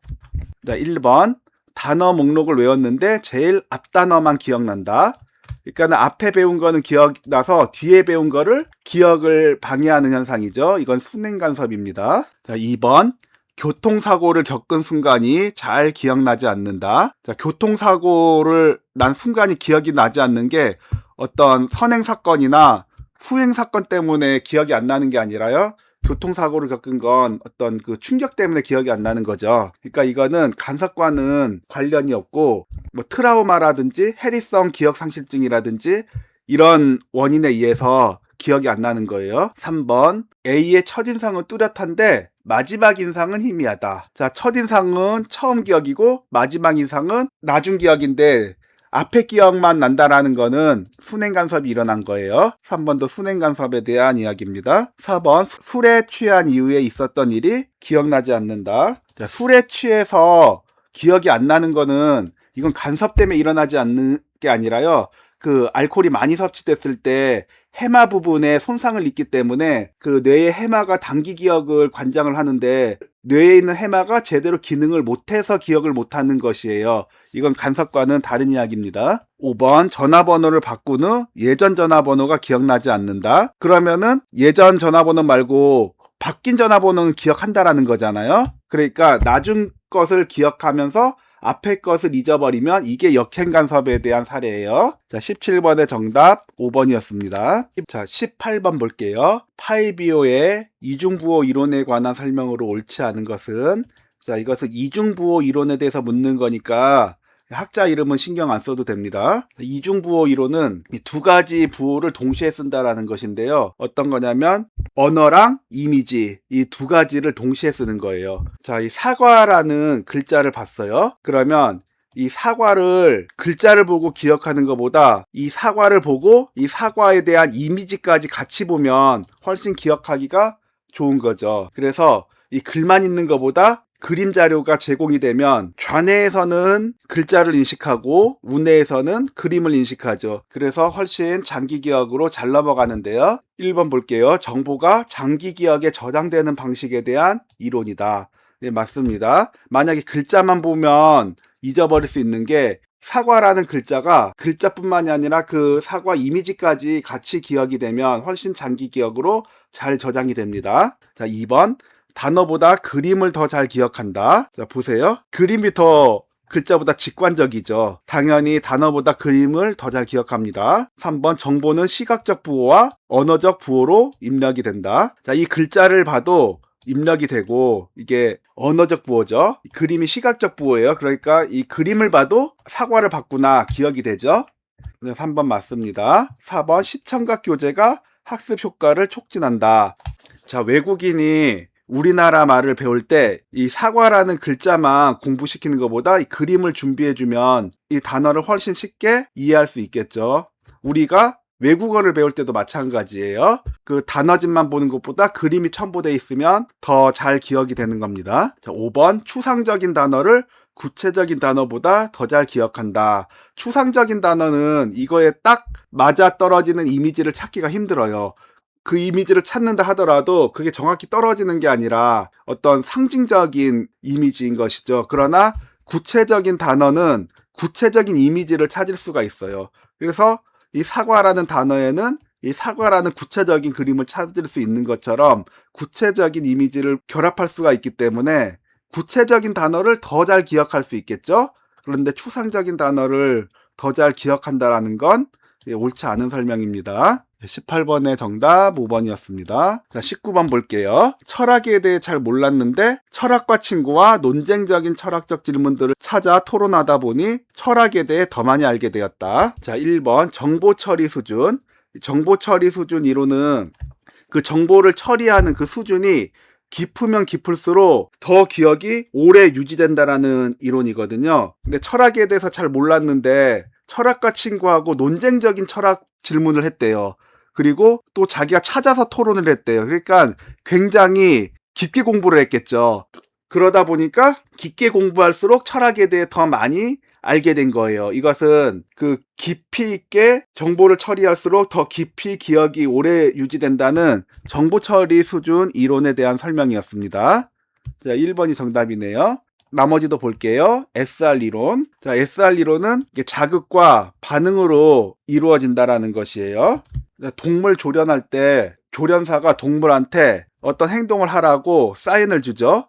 그러면 그 동물이 반응을 해요. 그럼 그 반응에 대해서 조련사는 강화물로 먹이를 하나 주는 거예요. 그러면 강화를 받았으니까 그 행동 빈도가 더 높아지는 거죠. 그러니까 행동주의에 대한 설명이에요, 이번은. 3번. 계열 위치 효과 이론. 이 기억에 이 계열의 위치가 있다라는 거는 동물들 이름을 만약에 나열할게요. 그래서 사자, 호랑이, 원숭이, 고양이 이런 식으로 동물들 이름을 나열을 했다고 칠게요. 그러면 이렇게 쭉 읽고 나서 어디까지 기억을 하냐 그러면 보통 제일 먼저 부른 사자, 마지막에 말한 고양이는 쉽게 기억을 한다는 거예요. 이 중간에 있는 거는 잘 잊어버려요. 그러나 제일 앞에 부른 거, 제일 마지막에 부른 거는 더 잘 기억한다라는 게 계열 위치 효과 이론입니다. 자, 기대 가치 이론은 학습에서 어떤 부분을 더 잘 기억하느냐 하면 자기가 기대하고 가치를 둔 부분을 더 잘 기억한다라는 것이에요.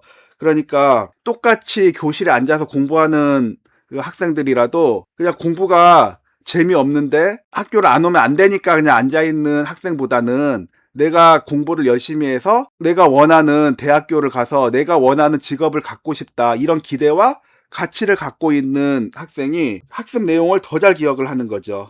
이게 기대가치 이론입니다. 5번 절차적 학습 이론. 기억에서도 절차 기억과 서술 기억이 있었죠. 그때 말하는 그 절차예요. 절차적 학습 이론은 그 몸이 기억하는 학습이 있다라는 거예요. 예를 들면 자전거 타는 거, 피아노 치기, 운전하기. 자, 이런 학습들은 어떻게 하는지 말로는 잘 설명 못할 수도 있어요. 그러나 몸이 기억해서 오랫동안 자전거를 잘 안 탔는데 오랜만에 자전거를 타도 잘 타지고, 운전을 한동안 안 하다가 오랜만에 운전을 했는데도 운전이 되는 거예요. 그러니까는 음주운전이 왜 문제가 되냐면, 술 먹고 인지력이 떨어져도 몸이 기억해서 운전은 되니까 그 절차 기억에 의존해서 그런 일이 발생을 하는 거죠. 정답은 1번이었습니다. 자, 20번 볼게요. 학습에 관한 뇌과학적 설명으로 옳지 않은 것은, 자, 1번 도파민은 정적 강화를 받을 때 분비되는 신경 전달 물질이다. 자, 도파민이라는 거는 어떤 쾌락과 관련이 돼 있는데, 자극적인 걸 보거나 약물 사용을 통해서 인위적으로 도파민을 분출하는 이 방법이 문제가 되는 것이지, 사실은 이 도파민은 어떤 일을 성취해냈을 때 그때 보상으로서 많이 분비가 되는 물질이에요. 그러니까 운동을 열심히 하고 난 후에 뿌듯한 기분, 어떤 찬물 샤워를 하고 난 후에 상쾌한 기분, 그리고 상장을 받았을 때, 또 열심히 공부해서 자격증을 취득했을 때 그때 느껴지는 그 성취감, 뿌듯함, 이런 것들이 어떤 일을 이뤄냈을 때 그 고통을 참고 그 보상으로서 주어지는 거거든요. 그러니까 원래 도파민은 힘든 일을 했음에도 불구하고 그 일을 더 할 수 있게 만드는 정적 강화의 역할을 하는 신경 전달 물질이에요. 1번 맞습니다. 2번 신경 생성은 청소년기 이후에 중단된다. 자, 뇌의 어느 부분이 손상이 되면은, 예전에는 그게 영원히 복구 못한다라고 그렇게 생각했던 게 불과 오래되지 않았어요. 그러나 신경 가소성 이론으로 인해서 이제는 신경 가소성이 더 정설이거든요. 뇌가 어느 부분이 손상이 되더라도 그 뇌의 다른 부분들이 계속 재조직화되면서 또 다른 부분으로 기능을 보상할 수 있다라는 것인데, 이게 청소년기 이후에 중단이 되는 것이 아니라 성인기 이후에도 계속해서 일어나는 현상입니다. 자, 2번이 옳지 않네요. 3번 편도체는 어떤 사건이나 정보를 기억할 때 그 기억에 감정을 결합시키는 역할을 한다. 편도체는 이 변형계 중에 이 부분이에요. 그런데 이 부분이 어떤 부분이냐면 주로 공포를 관장하는 부분이에요. 자, 예를 들면은 뱀을 보면 어떻죠? 피해야 되잖아요. 그러니까 물리면은 독이 있다라는 거를 학습하고, 뱀을 보면 무서워하는데 산을 가다가 누가 밧줄을 버려놓은 거예요. 그러면 저게 밧줄이네 이렇기보다도 그걸 보는 순간 뱀인 줄 알고 깜짝 놀라서 일단 몸부터 피하고 이 도피 반응으로 갔다가 다시 한번 보니까 그때서야 밧줄인 거예요. 그런 일이 일어날 수 있는 건 그 뱀이라는 공포를 이 편도체에서 반응했기 때문이거든요. 그래서 주로 이 편도체는 공포라는 기억에 있는 감정과 결합이 되는 역할입니다. 4번 베르니케 영역은 언어의 의미를 이해하는데 중요한 기능을 한다. 실어증을 일으키는 부분은 이 브로카 영역도 있는데요. 이 베르니케 영역도 실어증을 일으킬 수 있는 부분이에요. 이게 종류가 좀 다르긴 한데, 이 베르니케는 그 언어의 의미를 이해하는 부분이기 때문에, 만약에 이 부분에 손상이 오는 베르니케 실어증이 오면은 말은 유창하게 잘 할 수 있어요. 그런데 의미가 있는 말이 아니라 막 의미 없는 말을 나열하는 식으로 그 언어를 사용하는 게 베르니케 실어증이에요. 즉 베르니케 영역은 언어의 의미를 이해하는 아주 중요한 기능을 하는 곳이 맞습니다. 자, 5번 신경 가소성은 뇌가 신경 연결을 재조직하거나 수정하는 능력이다. 네, 맞습니다. 신경 가소성은 뇌가 어느 부분이 손상이 되면 그 손상된 부분은 복구는 되지 않아요. 그러나 그 손상된 그 부분의 역할을 다른 부분에서 보완할 수 있도록 뇌가 다시 재조직하게 되는 거예요. 그러니까 어떤 기능이 손상되면은 또 다른 부분에서는 더 발전할 수가 있는 것이거든요. 그리고 이 신경 가소성은 성인기 이후에도 이제 계속 일어날 수 있는 현상입니다. 틀린 것은 2번이었습니다. 자, 21번. 다음 사례를 설명하는 이론은, 자, 이 5개가 다 다른 이론이죠. 한번 살펴볼게요. 이 학자 이름들은 자주 보면은 눈에 익는 학자들도 있는데요. 아직 눈에 익지 않으면 일단 학자 이름은 무시하고 이론만 볼게요. 자, 1번 ARCS 이론. 자, ARCS 이론은 그 학습의 그 동기가 높아져 가는 과정을 설명하는 이론이에요. 그래서 이게 약자거든요. 먼저 A는 주의인데, 그러니까 흥미로운 것들을 먼저 제시해서 주의를 끄는 거예요. 그러니까 수업 전에 바로 수업을 하기보다는 뭐 농담 한마디 하는 거, 또는 재밌는 얘기 하나 해주는 거, 또는 간단하게 뭐 마술 하나 보여주는 거, 어쨌든 이런 식으로 주의를 모을 수 있는 게 A고요. 그 다음에 R은 관련성이에요. 자, 예를 들어서 어떤 문제를 낼 건데 이 문제를 맞추면 선물이 있다, 이런 식으로 연결시키는 겁니다. 자, C는 자신감인데요. 먼저 쉬운 거부터 시키는 거예요. 그러니까는 문제도 쉬운 문제부터 내면은 쉬운 문제는 풀 수 있으니까 그 쉬운 문제를 푸는 경험이 이제 자신감을 갖게 되는 거고, 자, S는 만족감인데 이제 학습이 끝나면 잘했다라고 칭찬해주고 인정해주고 만족시켜주는 것이에요. 이 과정을 통해서 학습 동기가 높아진다는 이론입니다. 자, 2번 마인드셋. 자, 마인드셋은 학습에 대한 신념을 얘기를 하는 건데, 이게 고정 마인드셋이 있고 성장 마인드셋이 있어요. 그러니까 고정 마인드셋은 자신의 신념이 어떤 변할 수 없다라고 갖는 거예요. 그러니까 수학을 못하는 학생은 나는 원래 수학을 못하는 학생이다, 나는 원래 수학을 잘할 수가 없다, 이렇게 고정된 신념을 갖는 것이 고정 마인드셋이고요.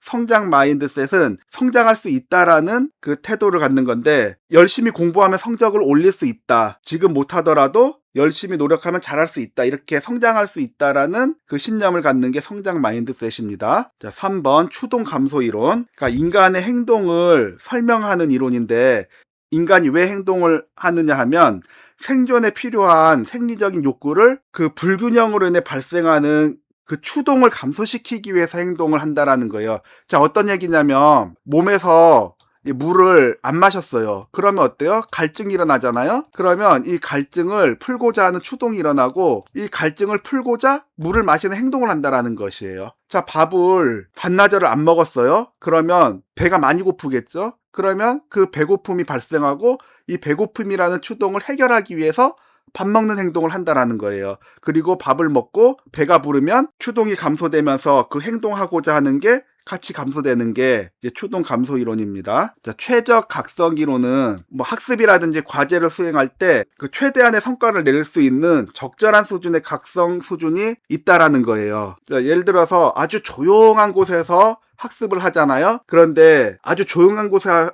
학습을 하면 졸려가지고 학습이 잘 안 될 수 있어요. 그리고 만약에 사람들이 많은 식당에서 공부를 한다, 그러면 사람들 얘기하는 소리, 밥 먹는 소리 너무 시끄러워가지고 또 학습이 안 돼요. 그런데 카페에서 공부를 했는데 카페에서는 적절한 소음이 있는데 크게 방해는 안 되고 또 그 적절한 소음이 지루하지 않게 만들어요. 그러면 최대의 능률을 보일 수 있죠. 이런 식으로 최적의 각성 수준에 도달했을 때 가장 효율적으로 학습을 할 수 있다는 게 최적 각성 수준 이론입니다.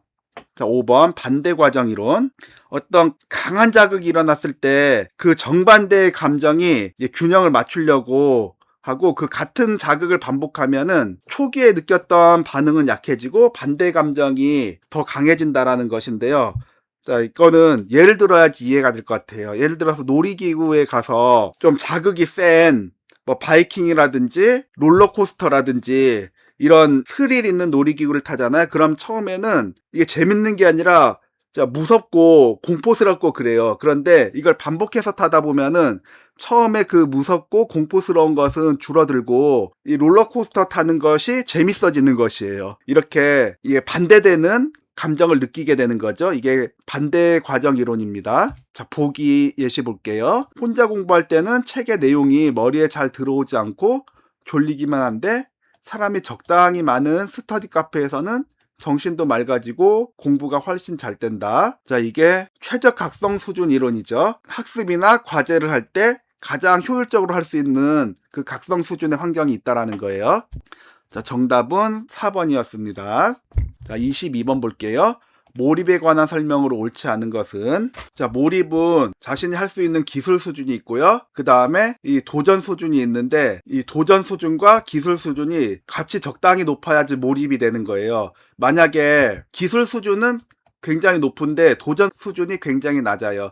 어떤 얘기냐면 자신의 기술 수준은 운전을 할 때 이게 카레이서예요. 운전을 우리나라에서 손꼽힐 만큼 그 운전을 잘하는 사람이 전혀 자극이 없는 그런 적정 수준을 지켜야 되는 따분한 운전을 한다 그러면 이 사람은 지루함을 느끼는 거죠. 그래서 몰입을 할 수가 없는 것이에요. 반대로 초보 운전자예요. 그러니까 기술 수준은 아주 낮은데 서울에 아주 꽉 막힌 도로, 그러니까는 끼어들기도 잘 안 시켜주고 차는 밀리고 길도 어려운 그런 곳을 운전을 시키면 기술 수준은 낮고 도전 수준은 높으니까 이때는 몰입을 할 수 있는 게 아니라 이제 불안한 것이죠. 그런데 피아노를 칠 수 있는 기술 수준이 이 높은 사람이 자기 피아노 실력보다 조금 더 높은 도전을 하는 거예요. 대회에 나가기 위해서 이런 피아노 연습을 한다 그러면 이게 몰입해가지고 시간 가는 줄을 모르는 거예요. 조금 연습한 줄 알았는데 벌써 밤 돼 있는 거예요. 자, 운동도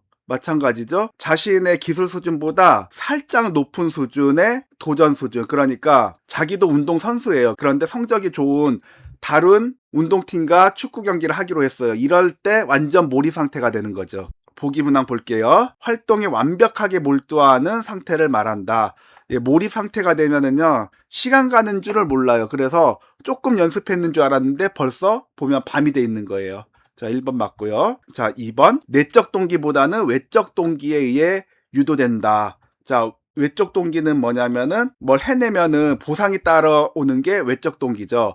그러나 이 몰입은 내적 동기예요. 그러니까 자기가 기술이 있는데 그 기술 수준보다 조금 더 높은 그 과제에 도전할 때 그걸 하고 싶은 내적 동기가 생겨서 몰입에 들어가는 것이거든요. 그러니까 주로 음악하는 사람들, 운동하는 사람들, 이 몰입 상태에 들어가는 게 지금 내 실력보다 한 단계 더 높이고 싶은 그 욕구가 몰입으로 들어가게 만드는 거죠. 자, 2번은 외적 동기가 아니고 내적 동기이기 때문에 자, 2번이 틀렸습니다. 3번 과제의 도전 정도와 학습자 기술 수준의 균형이 맞을 때 나타난다.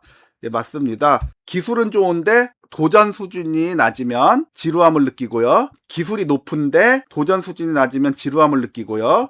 기술은 낮는데 도전 수준만 높으면 불안을 느끼는 거죠. 그러니까 기술 수준이 높으면서 과제 도전 수준도 그거보다 아주 약간만 더 높은 상태, 이 균형이 맞을 때 몰입이 일어납니다. 4번 도전 정도가 기술 수준보다 너무 높으면 불안해집니다. 이거는 초보 운전자가 아주 난이도 높은 서울길을 바로 운전해야 될 때 느끼는 거고요. 5번 기술 수준이 도전 정도보다 너무 높으면 지루해진다. 이거는 카레이서가 아주 무난한 차도 별로 없는 그런 길을 규정 속도에 맞게 운전할 때 느끼는 그런 지루함입니다. 자, 옳지 않은 것은 2번이었습니다. 자, 23번. 메슬로우의 욕구 위계 이론에 관한 설명으로 옳지 않은 것은, 자, 메슬로우는 이 욕구를 그 위계 단계로 설명을 했죠. 그러니까 하위 욕구가 만족이 돼야지 그 상위에 대한 욕구 충족을 하려고 한다는 것이에요. 그래서 제일 먼저 생리적 욕구가 있고, 생리적 욕구가 충족된 사람은 안전의 욕구를 느끼고, 안전의 욕구가 충족된 사람은 애정 및 소속에 대한 욕구를 느끼고, 애정 및 소속에 대한 욕구가 충족된 사람은 자기 존중, 즉 자존의 욕구를 느끼고. 자, 여기까지가 이제 결핍 욕구고요. 그런데 이 메슬로우의 욕구 위계 이론이 나중에 좀 보충이 돼요. 그래서 이 자존의 욕구 다음에 바로 자아 실현의 욕구로 이렇게 5단계로 이루어졌다라고 돼 있는 교재들도 있고요.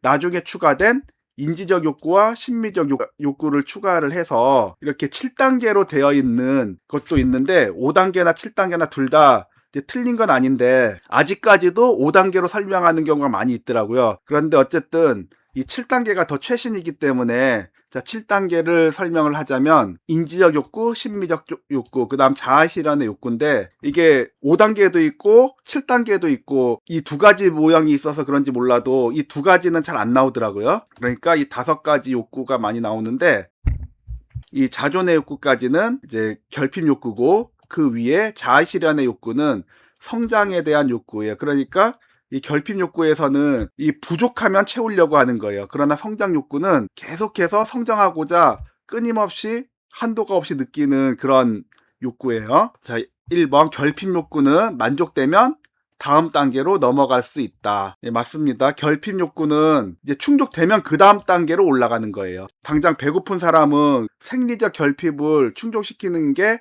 중요하기 때문에 이 배고픈 결핍을 충족시키고자 하죠. 그러나 이제 배가 부르면 또 안전한 곳에서 있고 싶어지는 거예요. 안전의 욕구가 충족이 되면 애정과 소속의 욕구를 충족시키고 싶어 되는 것이죠. 그러니까 이 결핍 욕구에서는 하위 단계가 만족이 되면 그 다음 단계 욕구를 느끼는 겁니다. 2번 성장 욕구가 완전히 만족되었을 때 성장이 시작된다. 근데 이 성장 욕구는 충족이 됐다고 해서 끝나는 게 아니에요. 성장 욕구는 끊임없이 됩니다. 그러니까 성장 욕구는 멈추질 않아요. 예를 들어서 대학교를 나온 사람이 대학만 졸업하면 될 줄 알았는데 또 막상 대학을 나오고 그러면 대학원을 가고 싶어져요. 그게 끝인 줄 알았는데 석사학위를 받고 나니 그 다음엔 박사가 하고 싶어져요. 이 청소년 상담사도 지금은 상급을 준비하고 있잖아요. 상급을 따면 상급을 가지고 어떤 목표와 목적이 있어요. 그런데 그걸 채워도 또 2급이 따고 싶어져요. 2급을 취득하면 또 1급을 취득하고 싶어져요. 이런 식으로 성장 욕구는 채워지면은 끝나는 게 아니라 또 다른 성장 욕구가 계속해서 생겨나는 것이에요. 그래서 2번은 틀린 겁니다. 성장 욕구는 애초에 만족 자체가 될 수가 없어요. 3번 소속감과 애정에 대한 욕구는 결핍 욕구에 해당한다. 애정과 소속의 욕구는 결핍 욕구가 맞습니다. 4번 자아 실현에 대한 욕구는 성장 욕구에 해당한다. 이 5단계 모형에서는 자아 실현 욕구만 성장 욕구고요. 이 7단계 모델에서는 인지적 욕구, 심미적 욕구, 자아 실현의 욕구 이 세 가지가 성장 욕구입니다. 5번 하위 단계와 욕구 충족된 다음에 상위 단계 욕구가 나타난다. 메슬로우의 욕구 단계는 그 특징이 그거예요. 가장 하위 단계의 욕구가 충족됐을 때 그 다음 욕구가 발생한다라는 것이에요. 그러니까 생리적 욕구가 해결이 안 된 사람들은 무료 급식소에서도 밥을 주면은 줄 서서 밥을 먹잖아요. 그런데 생리적 욕구, 안전의 욕구, 이 하위 단계들이 충족된 사람들은 또 자존의 욕구가 있잖아요. 그래서 무료 급식소에서 돈을 안 받고 밥을 주는데도 불구하고 공짜 밥을 못 먹어 하는 이 자존심 때문에 무료 급식소에서는 또 밥을 안 먹어요. 생리적 욕구가 충족이 안 된 사람들은 식당 주인이 불친절해도 싸고 밥을 많이 주는 데를 좋아하고요. 이 하위 욕구가 충족된 사람들은 좀 비싸고 양이 적어도 친절한 곳에서 대우받으면서 밥을 먹고 싶어 하는 거죠. 자, 23번에 틀린 것은 2번이었습니다.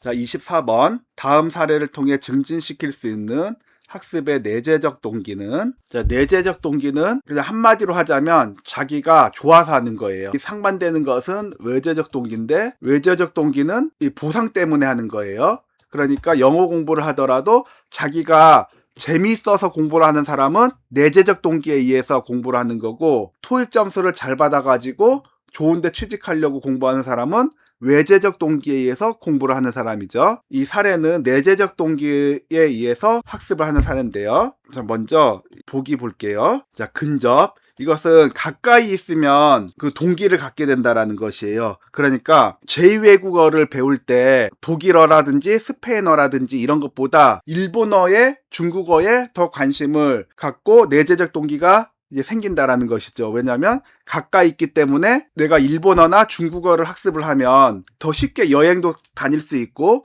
더 쉽게 교류를 할 수 있기 때문에 이런 동기 수준이 높아지는 거예요. 자, 2번 도전. 과제 난이도가 너무 쉽거나 너무 어렵지 않고 충분히 내가 도전할 만하다라고 느껴지면 동기가 높아지는 것이에요. 자, 일본어 공부를 시작을 했어요. 그런데 아직 서툰데 그 여행 상황에서 있을 대화를 처음부터 끝까지 전부 다 외워서 얘기해봐라 그러면 너무 어려워서 동기가 생기지 않거든요.